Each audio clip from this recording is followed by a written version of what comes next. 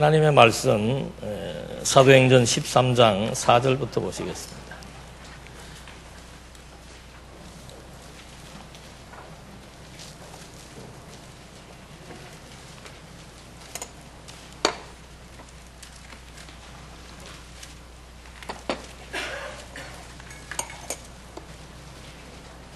사도행전 13장 4절 말씀.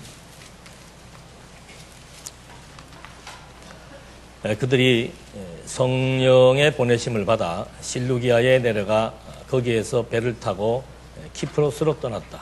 그들이 실라미에 이르러 하나님의 말씀을 유대인의 회당들에서 전하였는데 요한을 수종자로 두었다.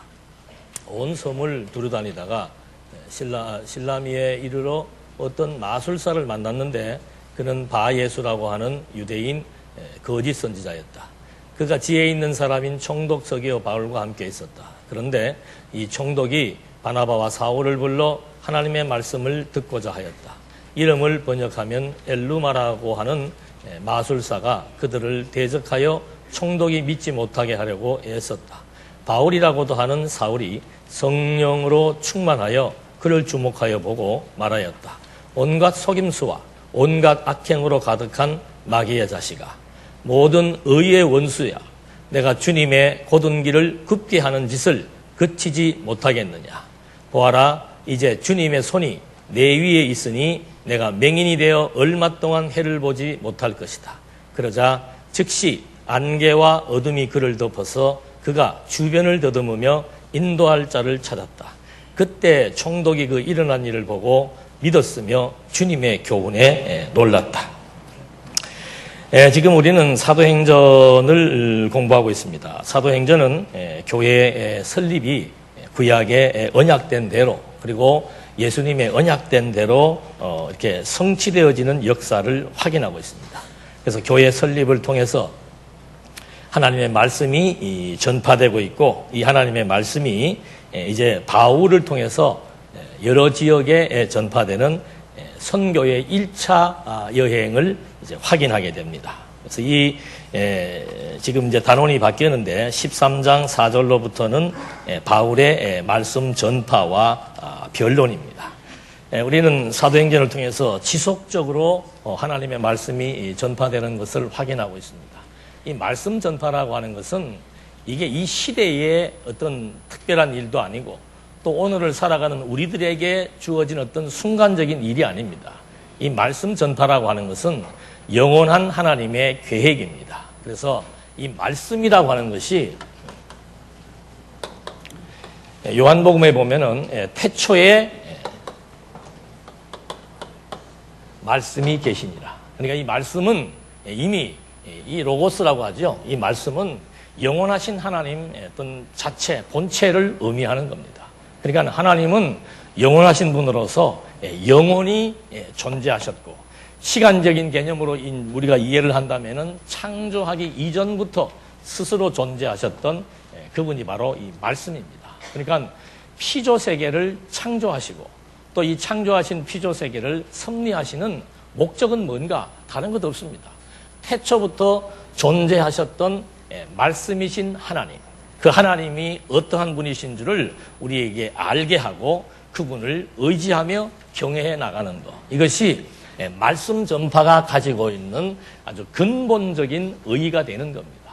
우리는 말씀을 전파한다 그러면 그냥 나가서 전도하는 차원 정도로 이해를 하거나 아니면은 뭐 인터넷 들어보세요, 우리 교회는 독특합니다, 이런 정도로 생각을 하는데, 말씀 전파라고 하는 이 명제는 바로 영원하신 하나님의 존재를 창조로부터 종말에 이르기까지 끊임없이 하나님의 말씀의 역사가 진행됨으로써 하나님께서 믿기로 작정된 자들에게 하나님의 존재를 깨달아 믿어지게 해서 그 하나님의 그 영광을 바라보면서 오늘 불렀던 이런 찬양과 같이 늘 하나님 앞에 감사의 찬양, 하나님을 경외하는 찬양, 그냥 그 찬양 자체가 하나님 백성들의 삶으로서 존재해야 되는 목적, 창조주가 우리를 만드셨을 때 창조의 목적과 부합되는 삶이라고 하는 사실을 우리가 확인해 볼 수 있습니다.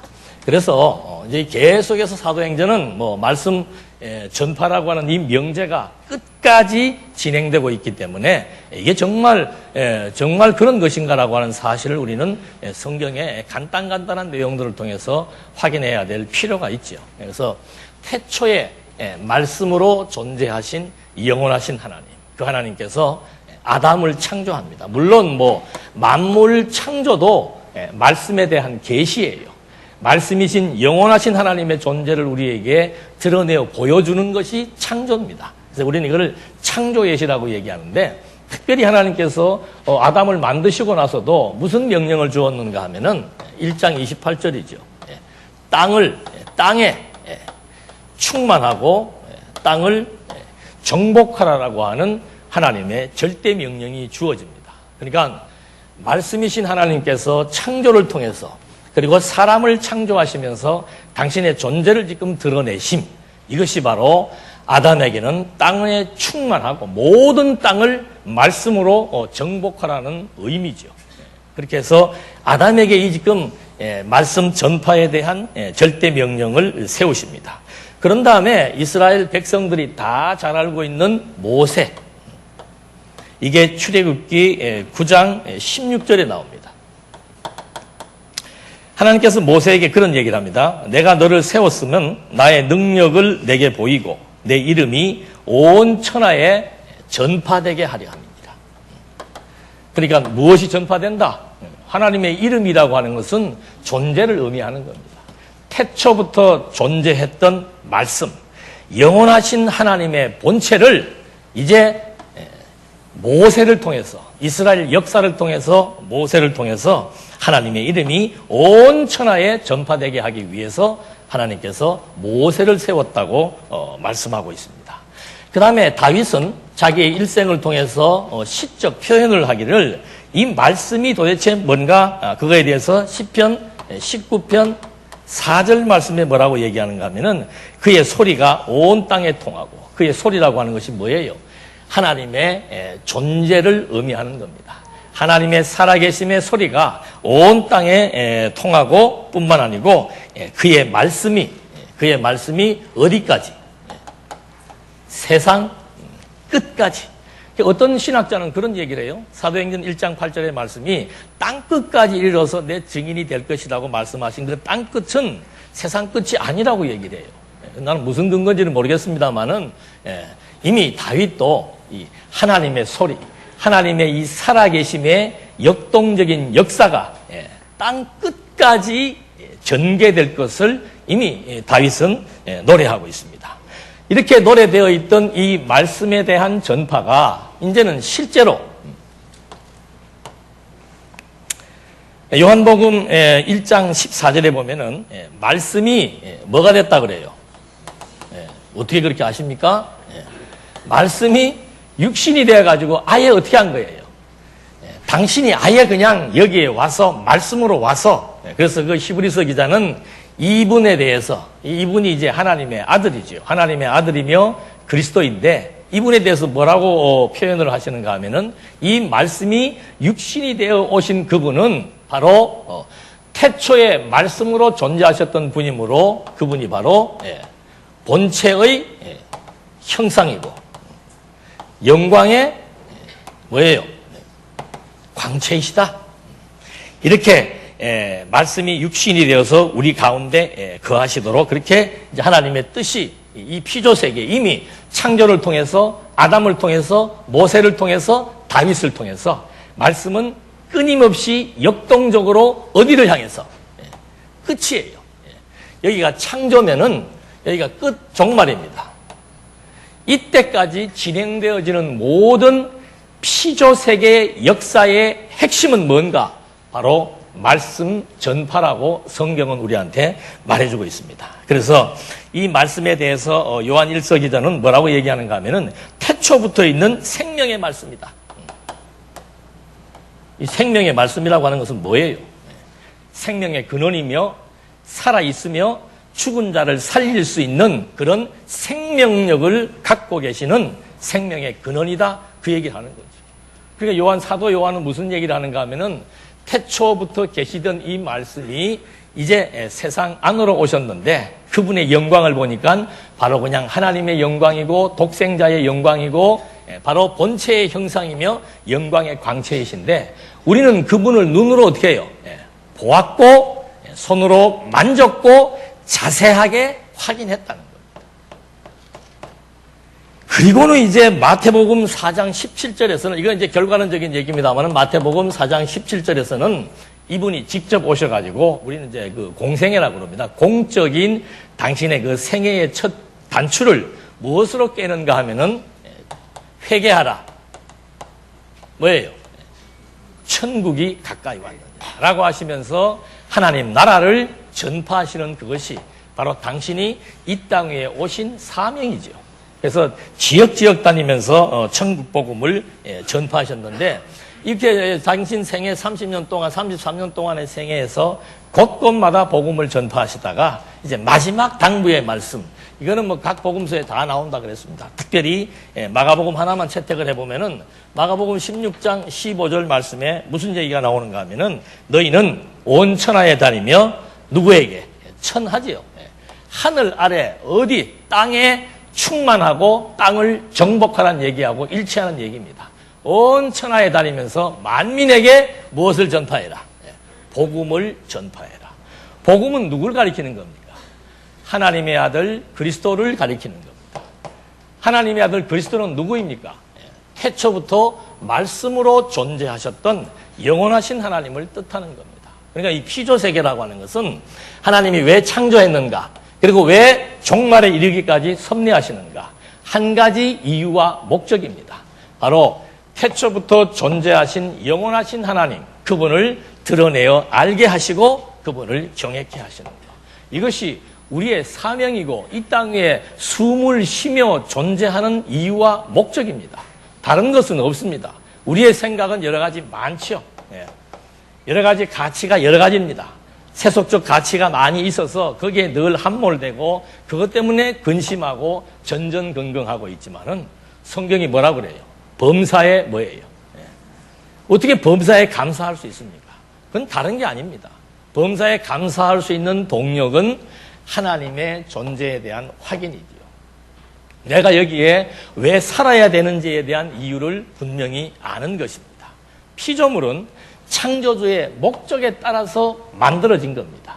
그래서 피조물이 자기를 안다라고 하는 것은 바로 하나님의 목적이 무엇인지를 아는 것과 같은 거죠. 그래서 하나님께서 예수님도 마지막 가시면서 뭐 유언과 같은 말이에요. 마태, 마가, 누가, 요한복음에 계속해서 하시는 말씀은 모든 민족을 제자를 삼아라. 온 천하에 다니면서 만민에게 복음을 전파하라고 얘기를 합니다. 그러면서 이제 진짜 승천하시면서 당부하신 말씀, 그것이 사도행전 1장 8절의 말씀이죠. 성령이 올 것이다. 내가 가게 되면, 이게 마태복음 끝에서 무슨 약속을 한 겁니까? 지금 이제 여기까지 역사가 진행되었다고 본다면은 뭐 조금 짧습니다만은 하여튼 여기서부터 마지막 예수님이 다시 오실 때까지의 역사. 이 기간 동안 예수님은 무슨 약속을 했는가 하면은 세상 끝날까지 내가 이제 올라갔다. 그리고 내가 성령을 보내어서 세상 끝날까지 항상 너희와 함께 할 것인데 그 매체가 바로 하나님의 영, 성령이죠. 그 성령을 보내어서 이 성령으로 말미암아 권능을 받고 그 권능을 받게 되면은 사도들의 사명이 뭔가? 어디까지? 지리적으로는 땅끝이지만 자기의 인생 종착점까지 자기들이 할 일은 뭔가? 바로 하나님의 아들 그리스도, 예수가 누구인가? 하나님의 아들 그리스도이시다. 그것을 아는 것이 우리에게 왜 중요한가? 그분을 통해서 태초부터 계셨던 영원하신 하나님에 대한 확인을 할 수 있고 그분에 대한 확인을 통해서 우리는 의지의 대상을 찾았고 위로의 대상을 알게 되었고 그분과 같은 생각과 마음을 가짐으로써 정말 진정 범사에 감사하고 여호와를 경외하게 되는 진정한 인생의 의미와 가치를 발견할 수 있기 때문에 바로 이 존재 확인이라고 하는 것은 너무도 중요한 거죠. 그래서 사도행전에서 땅끝까지 이르러서 이제 내 증인이 될 것이다. 증인이 된다라고 하는 것이 바로 복음을 전파하면서 곳곳마다 만나는 사람에게마다 핍박이 주어지든 고난이 주어지든 형통하든 상관없습니다. 해야 될 사명, 택한 인류의 사명, 그거는 예수는 하나님의 아들 그리스도로서 지금도 살아 존재한다는 사실에 대한 확인과 확증과 증명, 이것이 우리가 생존해야 되는 이유와 목적이라고 그랬습니다. 그러면서 이 기간을 다시 한 번 더 마태복음에서 말해주고 있는데, 마태복음 24장 14절 말씀이 보면은 이 천국복음이, 이 천국복음이죠. 영원한 하나님의 나라에 대한 천국복음이 모든 민족에게 증언되기 위해서, 마태복음에 나와 있죠. 모든 민족에게 증언되기 위해서 온 세상에 어떻게 돼요? 똑같은 얘기예요. 땅에 충만하고 땅을 정복해 나가는 것처럼 이제 이 하나님 나라에 대한 천국 복음이 온 민족과 온 세상에 전파되리니 그때야 뭐가 오리라? 끝이 온다 이거죠. 그러니까 정해져 있습니다, 기간이. 우리가 시간은 모르지만은 언제 종말이 오는가, 언제 끝이 오는가. 태초에 하나님께서 말씀으로 존재하신 하나님이 아담을 창조하셔놓고 너는 땅을 정복하라. 그리고 땅에 충만해라. 그렇게 해서 그 말의 의미가 뭔가? 바로 진리의 말씀이, 하나님의 살아계심이 언제까지? 종말에 이를 때 다시 예수님이 오실 그때까지 역동적으로 증거되고 전파되는 역사. 이것을 이제 마태복음에서 예수님이 예언을 해준 겁니다. 그리고서는 이 예언의 말씀대로 요한계시록, 지금 우리는 이 시점에 살고 있다고 보면 됩니다. 그러니까 내가 여기에 살아있다는 것이 그냥 살아있는 게 아니에요. 말씀이 전파되는 창조로부터 지금에 이르기까지의 이 모든 역사가 하나님의 영원한 뜻에 따라 아담에게 세우신 언약대로, 그리고 모세와 다윗을 통해서 증거된 대로 지속적인 말씀의 역동적인 운동의 역사에 의해서 죽었던 내 영혼이 소생되었고, 소생된 영혼이 하나님의 영광을 보게 되었고, 하나님의 뜻 앞에 순복하면서 하나님을 경외하며 살아갈 수 있다는 것. 오늘 우리가 이 자리에 모여서 다 같이 기도합니다, 찬양합니다. 우리의 마음은 하나님으로 하나가 되어 모아지는 아름다운 시간입니다. 이것이 산 예배예요. 온갖 성도들의 마음에 분열된 마음들, 여러 가지 많은 생각들이 찬송을 통해서 하나님에게 향하게 되고, 기도를 통해서 생각들이 모아지는 이것이 예배의 핵심이고 중심이지요. 나 혼자 생각도 예배지만 함께 모여서 뜻을 모아 드리는 아름다운 찬송과 기도, 이것도 하나님께 드리는 아름다운 예배라 이 말입니다. 그것에 대한 중심은 무엇을 의미하는가? 정말로 내가 하나님의 자녀임이 분명하고, 이렇게 역사가 창조로부터 지금까지의 역사가 하나님의 뜻대로 언약대로 진행되어지는 말씀 전파의 사건을 통해서 정말로 하나님은 지금도 살아계심이 분명하다는 거죠. 우리는 지금 이거 굉장히 풍요로운 환경이고 여건입니다. 정말 이북에 계시는 성도님들, 그리고 중국의 지하교회에서 자유롭지 못한 여건 가운데서 복음을 전하고 찬양을 드리고 말씀을 듣는 성도들, 온 세계 각처에서 이렇게 아는 것, 믿는 것 같은 사람들이 모이고 싶어도 모일 수 없는 여건이 되어서, 모일 수 있는 장소가 없어서 그냥 뿔뿔이 흩어져 가지고 가정에서 드릴 수밖에 없는 그런 성도들, 모든 사람들이 하나님의 말씀 앞에 뜻과 생각을 모으면서 하나님의 능력의 영광을 찬양한다라고 하는 것. 이것이 아무에게나 주어지는 게 아니란 말입니다. 누구나 할 수 있는 게 아니에요. 나중에 사도 바울도 이 구브르 섬에 내려가서 복음을 전파할 때도 그 복음 전파의 단초가 뭔가? 하나님께서 아브라함을 택하여 부르셨다. 그것으로부터 시작하는 겁니다. 우리는 이 자리에 지금 내가 존재한다는 것이, 내가 이렇게 살아있다는 것이, 내가 하나님을 믿는 백성이 되었다는 것이, 하나님을 아버지로 부를 수 있고 마음대로 찬송할 수 있고 마음껏 기도할 수 있고 마음껏 말씀을 공유할 수 있는 이것이 그냥 어떻게 하다 보니까 내가 할 수 있는 것처럼 느낄 수가 있지만은 전혀 그렇지 않다는 거죠. 절대적인 하나님의 선택입니다. 창세 전부터 세워놓았던 하나님의 뜻이며 작정입니다. 그것이 피조 세계에 우리가 생존하고 있는 이 시간 세계의 이 점에서 그 놀라운 역사가 지금도 드러나고 있다는 이 사실은 보이지 않는 성령이 지금 함께 하신다는 증거이고, 이 성령을 보내시겠다고 약속하신 하나님의 아들이 지금도 하나님의 보좌 우편에서 온 천하를 다 지배하고 다스리며 정복해 나가는 섭리를 우리는 오늘의 이 현장을 통해서 거슬러 올라가 출현하면서 확정할 수 있다는 거예요. 아무나 하나님의 백성이 될 수 없습니다. 아무나 하나님을 찬양할 수도 없고 아무나 하나님을 의지할 수도 없습니다. 하나님을 알든 모르든 인생이 이 피조 세계에 산다는 것 자체는 고통이에요. 누구나 다 상처를 안고 삽니다. 상처라고 하는 것은 태생적이에요. 태어나면서부터 가지고 있는 상처, 어릴 때 입었던 상처, 관 속에 들어갈 때까지 그 상처는 어떤 상황과 여건들을 통해서 만날 때마다 작용하게 되어 있습니다. 그걸 위로받을 길이 없습니다. 그걸 치료받을 방법이 없습니다. 여러분, 우리가 하나님의 말씀을 듣는다는 거, 이게 무슨 뭐 이론적으로 분석해가지고, 물론 그것도 중요하죠. 그거는 그냥 성경 학습이에요.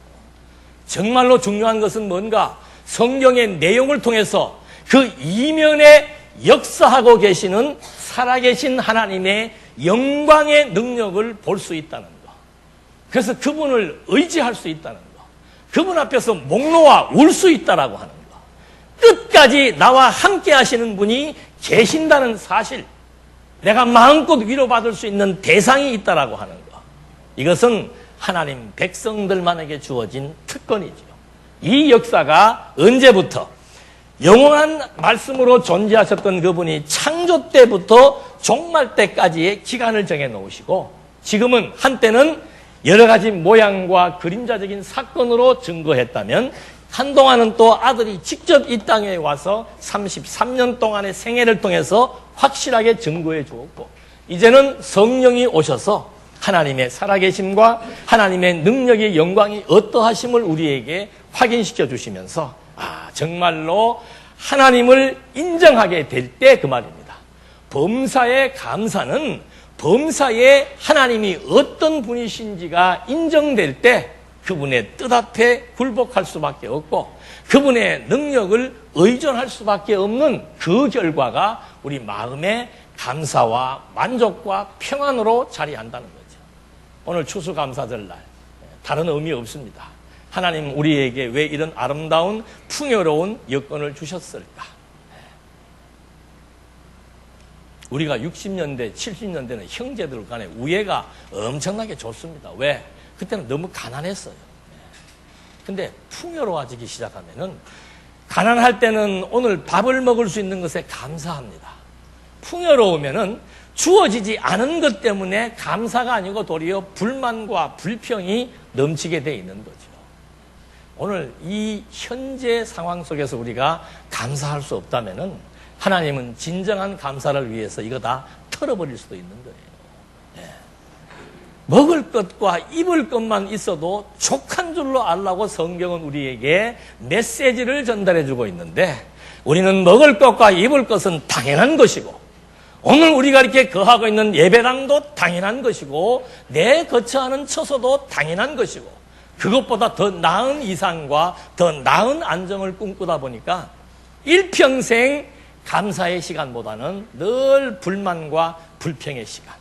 그래서 이 진리의 말씀은 하나님의 살아계심을 확증한다는 이 이론과 진리는 우리들로 하여금 하나님의 뜻에 순복하게 만들어 나가는 힘이 있는 겁니다.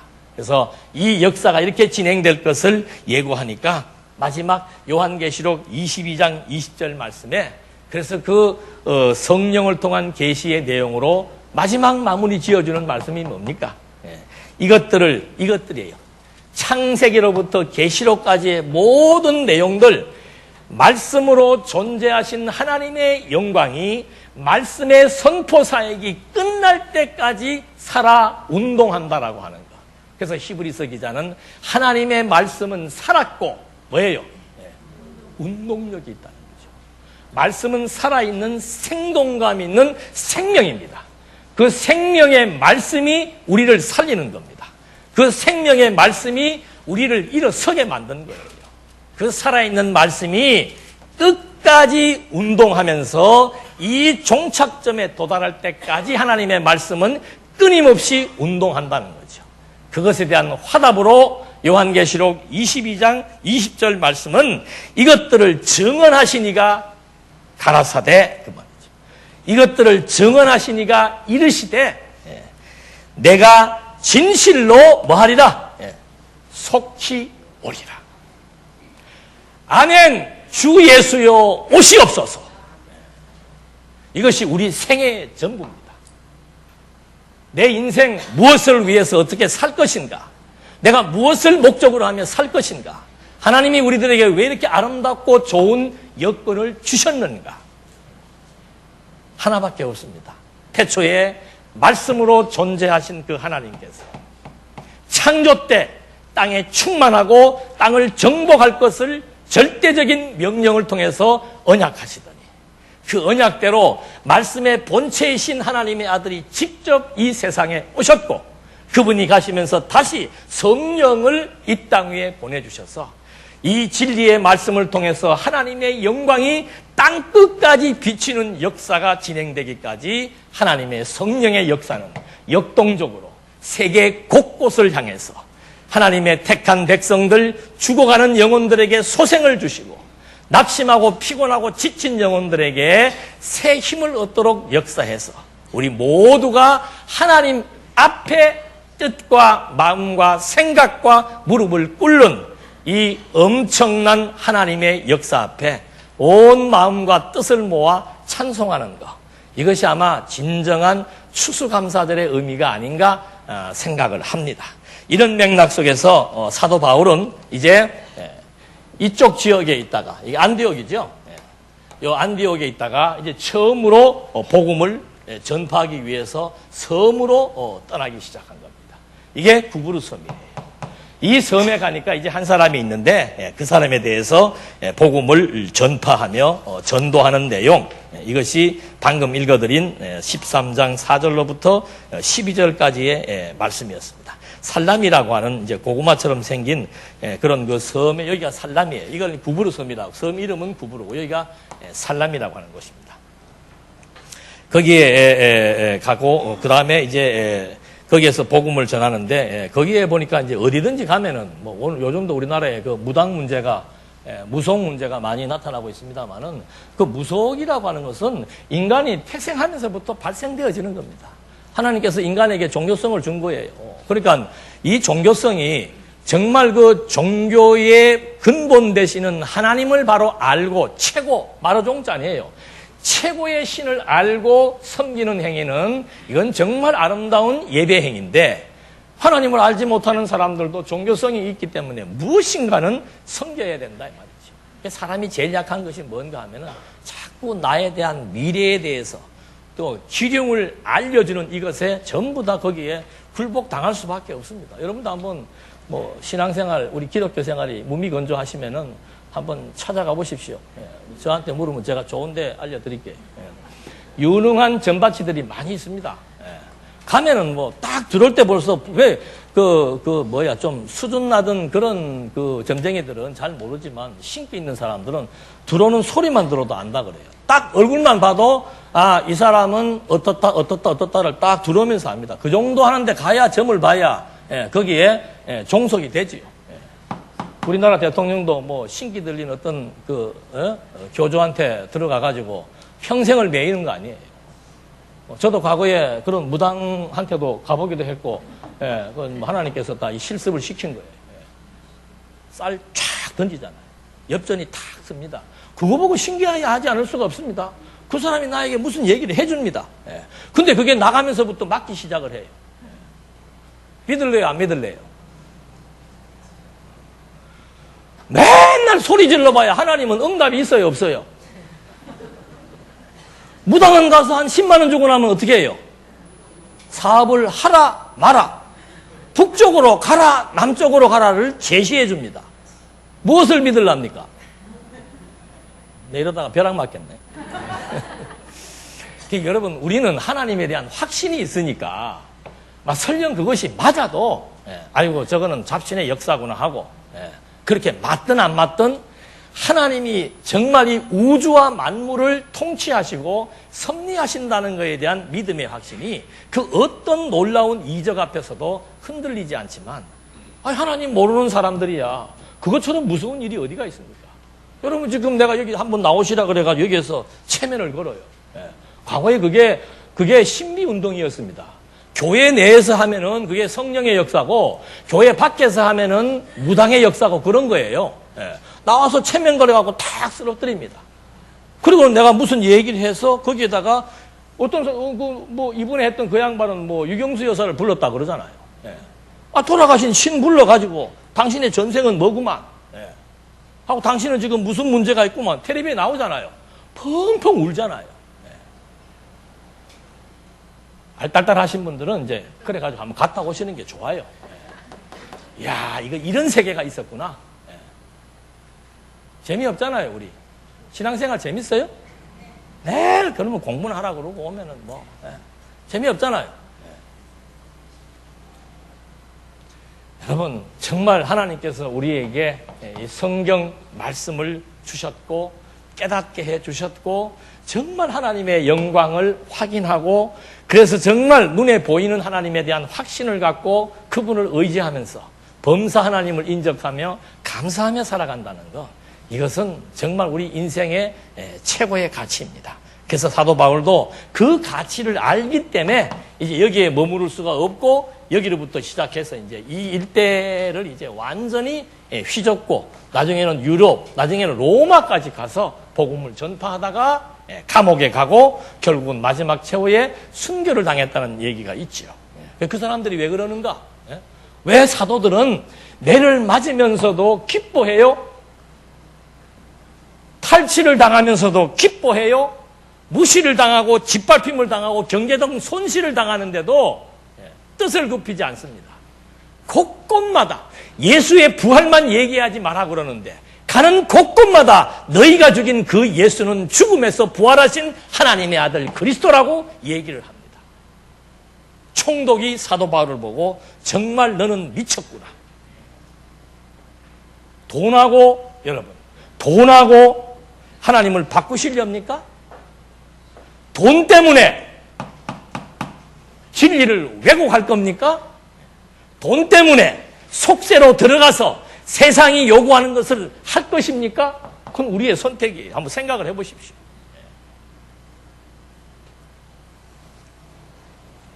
바울이 이제 13절로부터 비시디아 안디옥에서 구주가 예수인 것을 전파합니다. 13절 한번 보실까요? 바울의 일행이 살라미에서 배를 타고 밤빌리아의 버가로 갔으나 요한은 그들에게서 떠나 예루살렘으로 돌아갔다. 그들이 버가를 지나 비시디아의 안디옥에 이르러 안식일의 회당에 들어가 앉았다. 율법과 선지자들의 글을 읽은 후에 당장들이 그들에게 사람을 보내어 말하기를, 형제들아, 만일 너희 중에 백성을 위하여 무슨 권면할 말씀이 있으면 말하라 하니, 바울이 일어나 손짓을 하며 말하였다. 이스라엘 사람들과 하나님을 경외하는 너희는 들어라. 그러니까 여기로 간 거예요. 여기는 이제 이쪽 지역에 있는 안디옥이고, 여기는 버시디아라고 하는 지역에 있는 안디옥입니다. 여기서 배를 타고 여기 갔다가 여기를 지나서 이렇게 이제 지금으로 말하면 터키의 하나의 그 중심부가 되겠죠. 거기 가서 바울이 이제 회당에 들어간 겁니다. 이때만 하더라도 사람들이 회당에들 많이 모였어요. 회당에 모여서 사도 바울이 거기에 가서 이제 정말 내가 어떻게 변심을 했으며 어떻게 개종을 했으며 그리고 내가 증거하는 그 예수가 누구인지에 대해서 회당장에 와가지고 얘기하는 거죠. 기탄 없이 한번 하고 싶은 얘기 있으면 해봐라 이 말입니다. 그래서 사도 바울이 여기에서부터 이제 구약 성경, 여기 나오죠. 아브라함으로부터 시작을 해가지고 예수님이 오실 때까지의 역사를 하나하나 열거하기 시작을 합니다. 그래서 그걸 열거하는 이유는 뭔가? 아브라함을 모르는 유대인들은 없습니다. 이 아브라함을 하나님이 선택을 했고 하나님이 언약을 세웠고 하나님의 언약대로 아브라함의 씨에서 누가 왔다?